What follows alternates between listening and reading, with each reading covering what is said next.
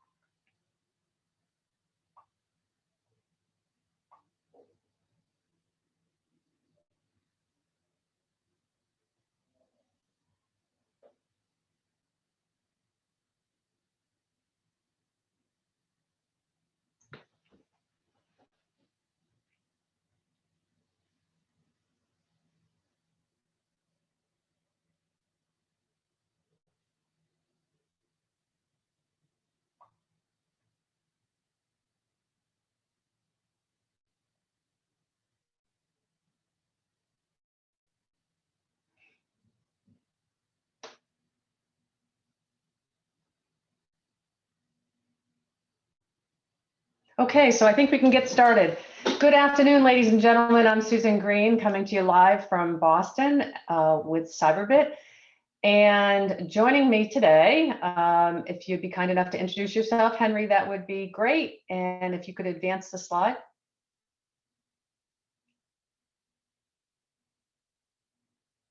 Henry, you're on mute. Good afternoon. That was a practice one. Good afternoon.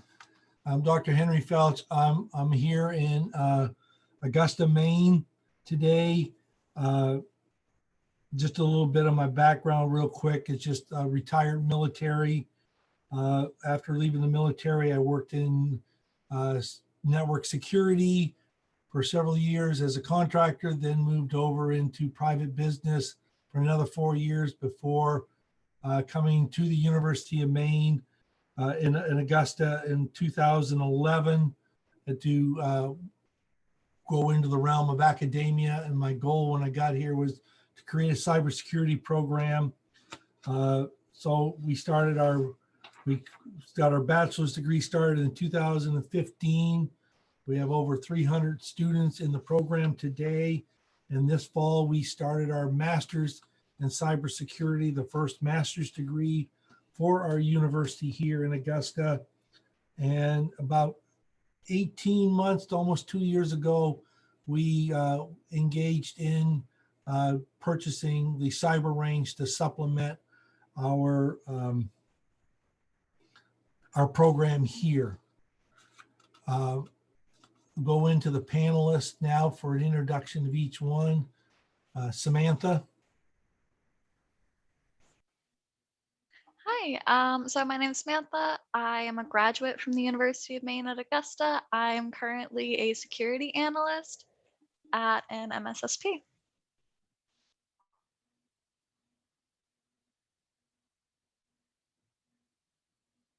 Samuel. Hi, my name's Sam. I'm currently a senior in the UMA cybersecurity program, and I'm currently working for Tower Technologies on their cybersecurity advisory team. And Marisa. Hi, I'm Marisa. I'm a senior at UMA, and I'm just working on my undergrad at the moment.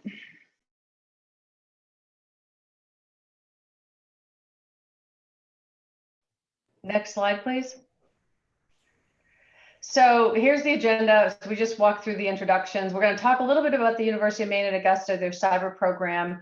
We'll also talk about how the range integration has helped with their academic programs. And then we will then have the student panel with the University of Maine students. Next slide, please. So Henry, if you could talk a little bit about your amazing program at UMA, that would be great. Anyway, as I mentioned a little bit earlier in the introductions, we started the program here. We expanded it out of our computer information system program. We worked collaboratively within the University of Maine system, working on sort of a shared program, sort of in 2012, 2013, building on what each one of the different institutions had created, but collaborating together. Officially created the bachelor's in cybersecurity in May of 2015. First class started in that September with 3 schools within our system participating in it. It's continually grown. We received NSA recognition shortly after that, sort of as a system. We just completed our recertification a year ago, and basically we ended up breaking it down by institutions rather than doing it as a system. We'd also continue to collaborate, and our master's degree we started this fall is also a collaboration between the University of Maine at Augusta and the University of Southern Maine, as we're collaborating, sharing the courses and moving forward. Our program, as I mentioned earlier, has grown significantly. It's the fastest growing program we have at our university. We continually to add courses and to make it a little bit stronger each time. We have focus areas in forensics, information assurance, network security analyst, and also sort of a generalist type format. Our whole goal, and my goal when we established the program, was to create a program that provides hands-on experience that will take and mix theory with the concept of having also that hands-on experience to how do you apply that theory, so that when our graduates leave, they are ready to work with all the at least hands-on experience and a sufficient theoretical background to be successful within their job that they have. Next slide. So as part of what our goal was, we tried many different ways to create the concept of having a virtualization, because our demographics at our school were spread all over the state of Maine, and we actually have people in our program within 23 different states in the US. So how do we provide all of our students an equal opportunity to have that hands-on experience that they would achieve if they were actually in the classroom? We tried many different ways of doing it, by creating our own range as such, creating our own labs. And we were fairly unsuccessful to achieve what we really wanted to go and what we really wanted to go do. So we started pursuing, looking at other cyber ranges that exist and what they had to offer. We created, as part of our NSA, we created the Cyber Center, which is housed here and managed at the University of Maine in Augusta for the entire Maine system. We also then, once we got the range, we create the Maine Cyber Range to support the mission of the Cyber Center, but also to provide that capability of exposing all of our virtual labs and our newly purchased Cyberbit range to everybody within the system. And about 2 years ago, we expanded our cyber education down into the K through 12. And we're now working with the technical centers throughout in the high school, different technical centers in the state, to make the cyber range as part of their education, building towards where we can train students maybe as being entry one, tier one security analysts when they do leave high school and then continue on into college. So we basically has made the Cyberbit range as sort of the centerpiece of our education that we have here, but it has allowed us to provide that what I call a very leading edge, advanced, sort of a hands-on type of cybersecurity program. And now we're working towards the concept of workforce development, to how we can use the tools that we have to also enhance and get people into the workforce quicker than going through a 4-year program. Next slide. So when we look at this and we talk about the reasons why we chose Cyberbit for our range platform, And having worked in doing network security, I realized that we really need to have something that was very realistic. And almost everything that we looked at and we examined and we experimented with and tried did not have that feel of realism to it. We wanted to have that a comprehensive environment. We wanted to be able to have it so it's more than just a sterile environment. So where the attack always occurs as soon as you start, you're always going to find the artifacts in the same location and nothing changes. When we looked at Cyberbit and compared it to everyone else, that's one of the deciding points we had when we chose it. It utilizes real world tools that students are going to find at many different workplaces in security, not just open source tools. It also had a full scale attack simulator and a really rich scenario catalog and the capability of adding and creating and customizing the scenarios, and also the ability to create custom networks so that we can mimic the networks of customers beyond just of what we have for school.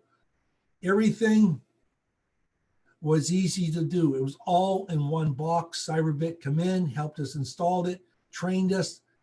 And I will say from experience with working and creating some ranges and virtual labs in the beginning, it was something that was very welcome.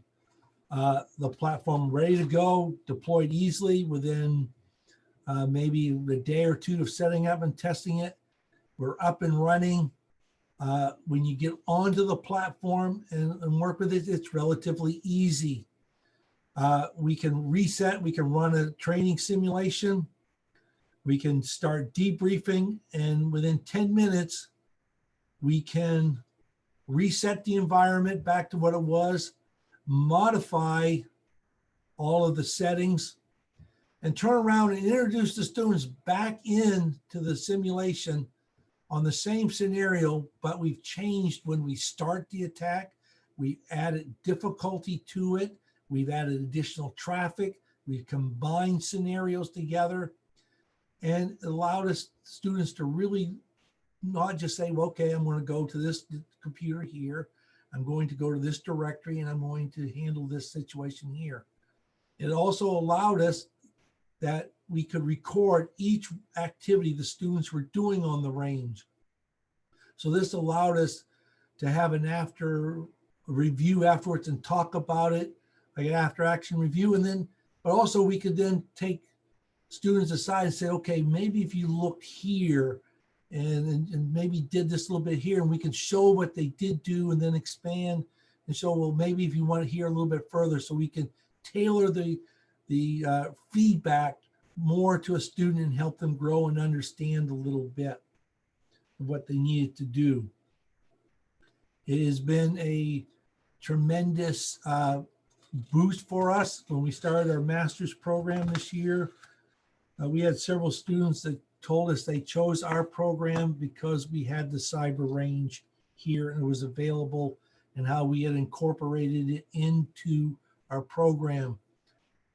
Because of the pandemic, this year we had a lot of students entering their senior year where we require an internship. We're having a difficulty finding internships for the students. So how do we improvise? Well, we had the cyber range. We created a company as a sort of a security operations center. And we took for 150 hours this summer, put the students into the program, have them work like a security operations center. And you're going to hear from several students that were involved in that this summer here, but it turned out to be highly successful. Also, because of the range, we've been able to expand our number of courses. We now have malware analysis course because the cyber range has actual malware in it. We can actually analyze it. It creates lots of logs, so we can do log analysis. We can do a lot more forensics, a live network forensics. that we were unable to do before. So because of the range, we're expanding the courses that we have or we can offer the students here in the state of Maine, and also anyone else that's within the US that is part of our program. Well, Susan, I'd like to turn it back over to you. Thank you. Thank you, Henry. Next slide, please. Okay, now for the panelists, for the most important portion, I think, of our day is to share their perspective on their experience with the cyber range, and also understanding a little bit more about their goals and within the world of cybersecurity.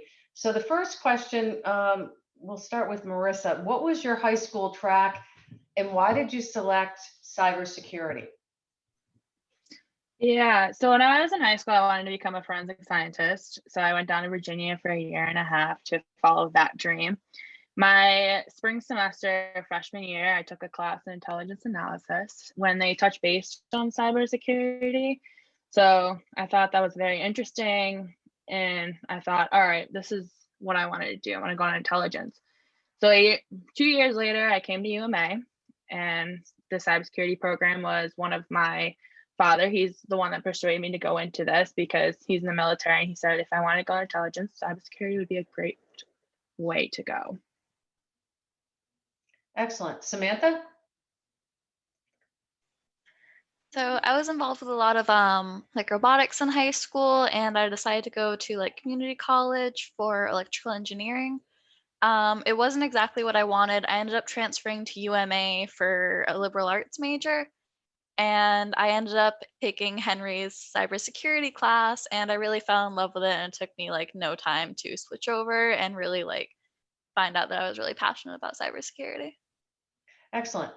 Samuel, talk to us a little bit about your high school experience and how you got into cybersecurity. I didn't have too much of an experience in high school with it. I was part of a vocational school program for about half a school year, so maybe about 4 months in my junior year of high school, and it always interested me. And so after high school, I went to Southern Maine Community College for 2 years and got my associate's degree in cybersecurity. And University of Maine at Augusta has a full transfer agreement with SMCC, and so all my credits transferred over completely, and I went into UMA's program as a junior, and will be able to complete my bachelor's degree in 2 years, or 1 year now that I'm a senior. Excellent. Next slide, please. So what was it like to learn cybersecurity on a cyber range, and what were the scenario exercises like? And we'll start with Samuel on this one. It was definitely a lot different than what I was used to after my 2 years at Southern Maine Community College. They didn't have too much like it, and actually getting like real hands-on experience with tools that you'd be using in the working world if you were to work in a SOC or anything like that. It's pretty much irreplaceable to actually get to work with firewalls, IDSs, IPSs, anything like that. And Samantha, your thought here? Yeah, I thought it was amazing experience, especially learning the hands-on through class, or learning like the technical through classes, and then getting the hands-on with the cyber range and having that changeover. It was a little difficult at first, but I'm definitely super glad that I got the experience with the hands-on because it was important for the rest of my career. Excellent. And Marisa? Yeah, I agree with my fellow classmates. I was one of the students that did an internship over the summer with the Cyberbit, and it really helped you virtually learn what you've learned in your classes. You get to learn more things than just what you read from a book. So. Excellent. Next slide. So how does the cyber range reinforce your theoretical knowledge and help you to develop those super important cyber skills? Samantha? So it reinforces it because we learn about like firewalls, we learn about SIMs, we learn about like log analysis through classes and through books.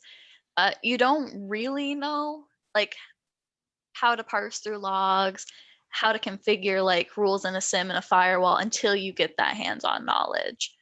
It's not something you can just learn in a book and really understand and know how to do until you try it out, fail a couple times, fail better, learn how to do it. So it helps to reinforce some of the other learnings. Is that fair to say? Yeah. All right. And Marisa? I also agree with everything she said, but you also get to use tools that you don't see, like the firewalls and the Q radar that they applied in the Cyberbit. You get to see all different tools you don't really see in textbooks, but now you actually can use it hands-on now. And Dr. Felch, when do you start getting the students actually into the range? Well, we we introduced a new course this year at a 200 level. So after we take them past the initial, some of the core courses in a freshman and maybe sophomore year, we introduce them into a course we call Introduction to Cyber Operations, where we just give them a little teaser input to play with the range. And we found that most students, once they got introduced to it, all I'm having in my class now is how soon can we get back on the range again? Can we run another scenario? And I've had students that are not looking at the clock and seeing when they can leave the class. They're usually there, the class is expired, and they're still there trying to work. And what we did this summer that Marisa was part of, all of the students were doing this remotely. This was not something that they were sitting in the classroom working together. Everyone remote from home, collaborating and working together and coming together on the range on a weekly basis and performing just like a SOC would, doing the policies, the back ends. So we started them introducing to them towards the end of their sophomore year in their coursework, and then start enhancing it into many courses. And we're still, even today, looking at every one of our courses and how can we add pieces into the range to provide a better experience for our students. Samuel, do you have anything to add? Not really. I mean, agreed with what Samantha and Marisa both said. It's really helps the different kinds of learners because not everyone can just learn from reading a book. And for me, doing something hands-on is what really reinforces learning it. So actually being able to use the tools is just critical to a lot of people's success. Excellent. Next slide, please. Cybersecurity is a team-based sport. How did the range help you to work as a team? Marisa, if you want to start with that. Yeah. So this, like over the summer, we had 4 or 5 of us on. You actually get to learn your weaknesses, but your weakness can be someone else's strength. So you can actually compare with each other and actually bounce back with each other. And you can actually learn a lot from someone else that's advanced in this. So if someone's advanced in like the firewall, like they can, once you figure out what's wrong with it, they can actually teach you like step by step after you're done with the scenario and actually better off your weakness. That's what I say. Samantha? I think working on the cyber range gave a really good idea of how SOCs work. And working on one now, I had the prior experience and I was able to really understand going into it, like different tier levels, different responsibilities, and how to work within my SOC to say, okay, well, these are your strengths, these are my strengths, being able to pick up on what other people are doing and delegate tasks. And that was something that's really helped me a lot that I learned from the range. And just for the group, so work-wise, how have you been more confident with your work since you've been able to leverage the range? I think just having the knowledge and like the confidence to go in and do things, because I had the experience on a sim, I had the experience creating firewall rules. So when it came to getting there and being new, I had the confidence to say, okay, well, you need rules made in the sim or in a firewall. I can do that. We need to like investigate or an incident. Like I feel comfortable. I feel confident doing that. Like let me help. Let me work on things, and it's really helped like my career and my growth in my job. Excellent.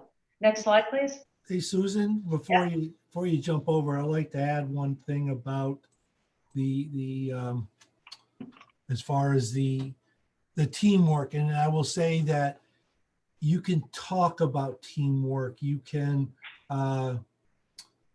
teach teamwork, but it wasn't until we put people on the range you realized how that teamwork works.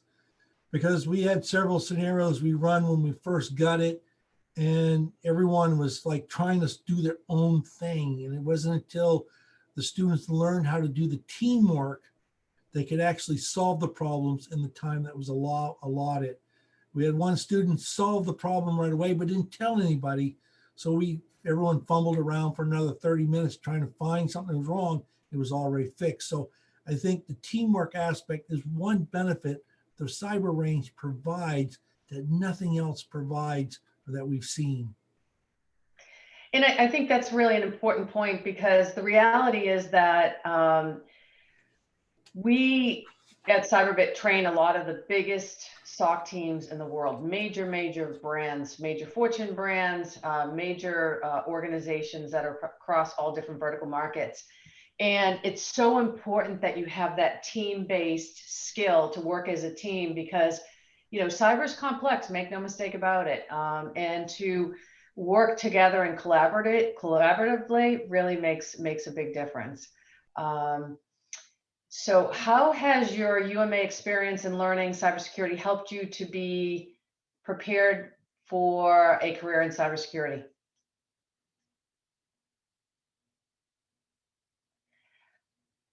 Sam. It's definitely helped greatly. There's just so many different classes that you can choose to take. A lot of the program, you can take many electives of things that interest you. And there's a whole bunch of different specializations within the cybersecurity major that allow you to really focus on what you would like to. And also the campus, when I was there in person last semester, they hosted events on campus, like a little job fair where they invited local Maine companies to come in and meet with the students and give them opportunities. That's how I got my internship at Tower Technologies. They had a little table set up at UMA's job fair, and I gave them my resume, and so they just provide pretty much everything you need to really get into the field. Excellent. And Marisa, what are your thoughts? Yeah, I'm gonna have to agree, especially when you having the ability to use the Cyberbit. A lot of jobs after college wants a 1-year experience, and a lot of us students don't have that. So being able to use it and learn stuff, you can go into your next job and saying, hey, I was able to use the firewall, I use QRadar, I played with logs and all that. So that's helped, especially with your knowledge. And Samantha, if you could just also bring the lens to this on your experience as you were interviewing for your particular job. Yeah, so in my experience, I think UMA and especially the Cyberbit range was indispensable to my job search.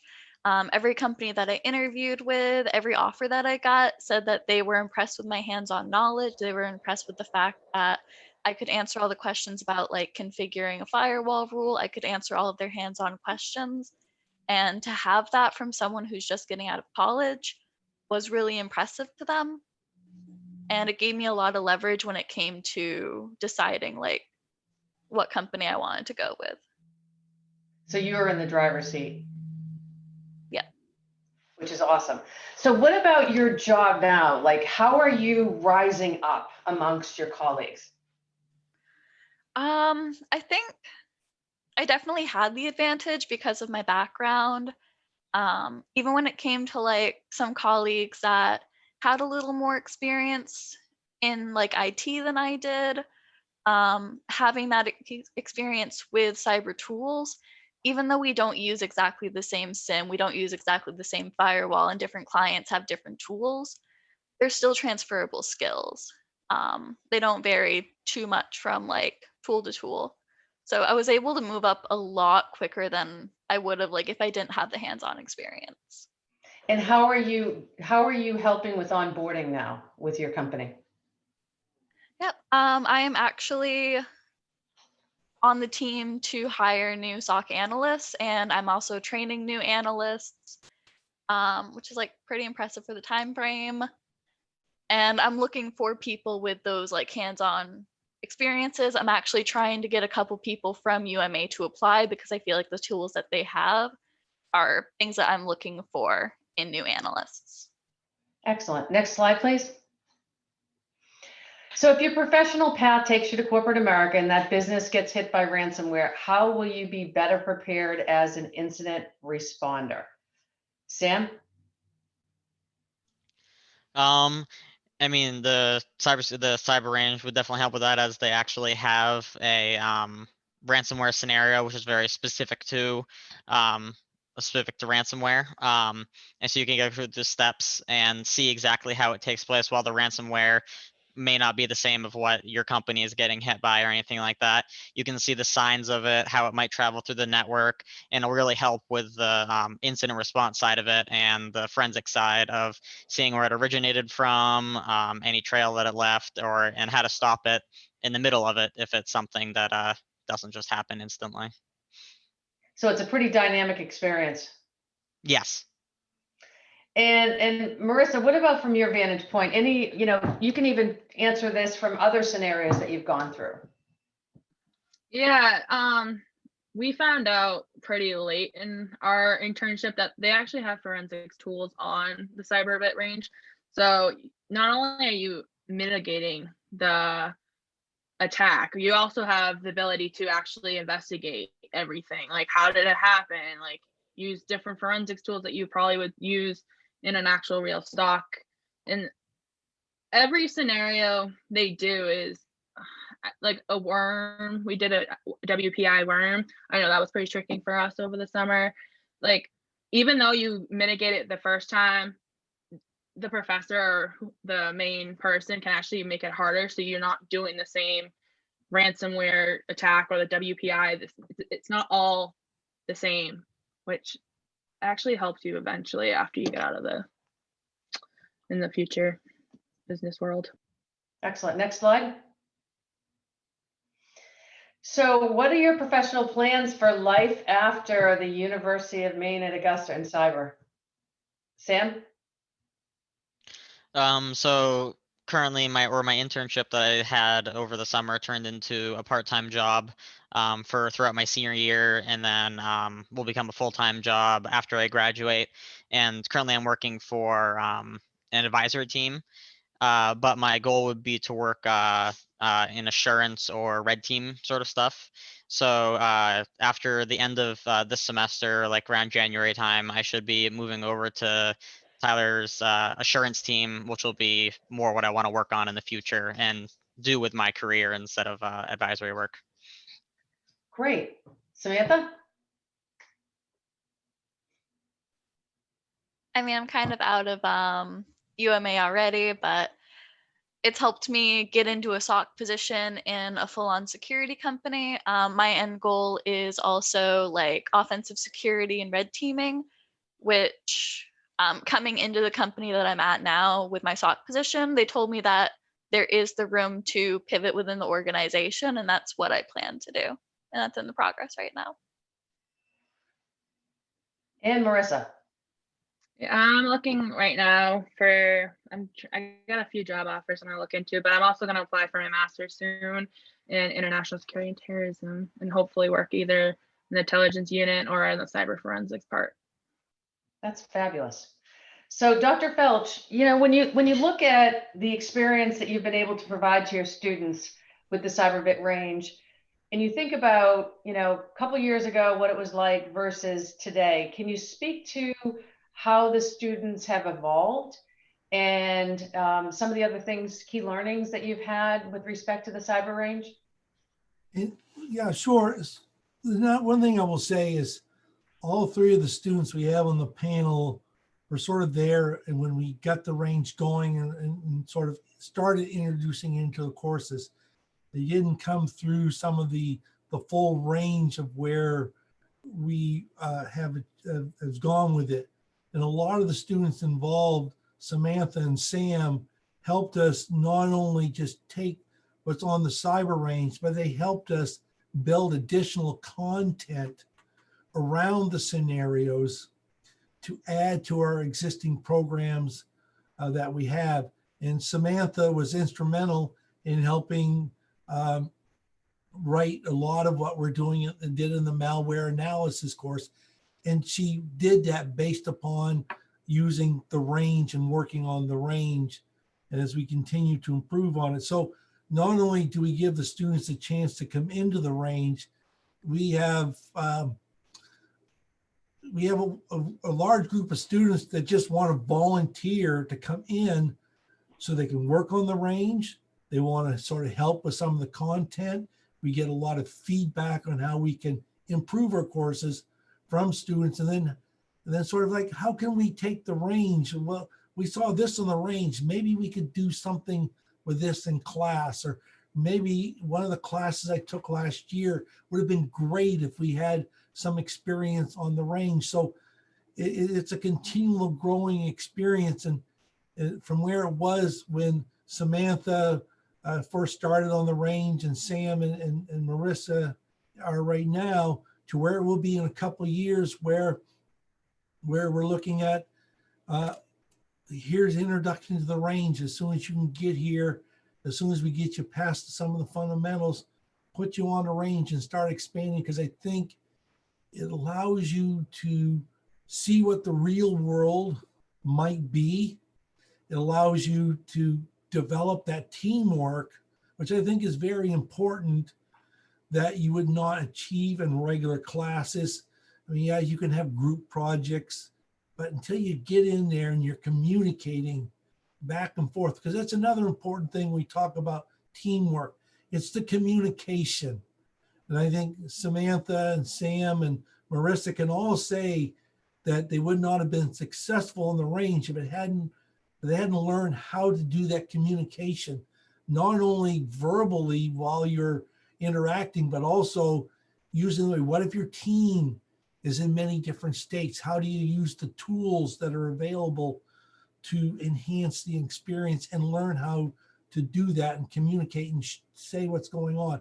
And I think it's also, we see a large of experience of where students are learning from other students. And I think Marisa brought this up when she was talking about on the firewall. You don't know what you're doing when you start, but you start realizing, well, someone's there, and all of a sudden I've seen other students helping other students so that they can, well, this is what I saw. And I think it takes the program beyond just having a professor stand up and say, this is a theory. And the students are more involved in sort of their own education. They're interested in exploring how things go. And I think you talked about the ransomware. That's a very unique experience in the Cyberbit range, because it does allow the students the opportunity to try to attack back. And I think, I mean, I remember when we first did that one, and Samantha was part of that, we actually failed because we sort of got the encryption keys, but we applied them wrong. So we lost all the data anyway, but it was something that you couldn't do in real world. And you would never do anyway, but they had the opportunity to say, what if we could do this? And let's try it and let's see how successful we are. Okay, we weren't successful this time, but maybe next time we will be. And I think that's an important skill as they move forward, because it's all about the decision-making skills. And how do you put all the little pieces together, the breadcrumbs, as we call it, of evidence, and how do you find the true root cause? Because a lot of the scenarios they encounter is sort of a masking attack on the top. If you don't solve the real problem, the domain controller is going to go down every 10 minutes, or the Apache web server is going to go down every 5 minutes, until you really find what is the underlying cause that caused this. And you're really coming down and analyzing the logs and getting in there and looking at it in sort of in a real-time environment. And as we mentioned before, if you think you're really good at it, we'll come in and change all the parameters. I remember starting one session, we didn't start the attack until an hour after we started the simulation. and students were finding stuff you never knew existed. But they were out there looking and learning to use the tools, even though there was an attack. And when the attack came, they honed a lot of their skills. And I think it's been very helpful to our students as they move forward. And it will only continue to help students as we continue to take the feedback we get from them and from the group of students we have here. Their input has been very instrumental in how we've added new courses and changed other courses to meet what they have. Because one of our real pieces or cornerstones we want to have is be able to react to what the market is looking at. So our graduates always continue to come back and saying they're working, well, this is where you need your students to be involved with. The Cyberbit range has allowed us to interact with different businesses within the state that we've never worked with before. And they come onto the range to try some scenarios themselves. We had one bank come on, local bank come on. They finished this ransomware scenario in 2 hours. They said, if anyone beats that time, we want to come back and do it again. So it sort of adds a little competition to some of that as well. So it's not only been good to our students, but it also expands our image around the state, and also have become a focal point to how we can prepare for to defend networks against cyber attacks. So Dr. Felch, can you talk just briefly, I know we just have a few minutes left, about the productivity, like when you have a class of basic learners that come into the range and you run through an exercise and then you have the next class, how difficult is it to cut from one scenario to the next? The cut from one scenario next is not very difficult at all. It takes us at most 10 minutes. And I say it only takes 10 minutes to reset the network because it only took that long because I forgot one step and had to do it twice. But usually within 5 minutes or so, we have the range completely reset. So we can move one class out. They're in talking, debriefing, discussing what happened. And we have another class coming in and immediately starting on to the range. There's no hard, I got to go out there and manually reset all the servers, reset the images. It's a quick reset range, one button, reset the range. And it really enhances. And some of the new features that I've seen in the range coming up is one that I can't wait to try a lot of them as it keeps expanding. And I will say from a support aspect, you're never going to find a better partner than Cyberbit, because they've been with us all the way, helping us to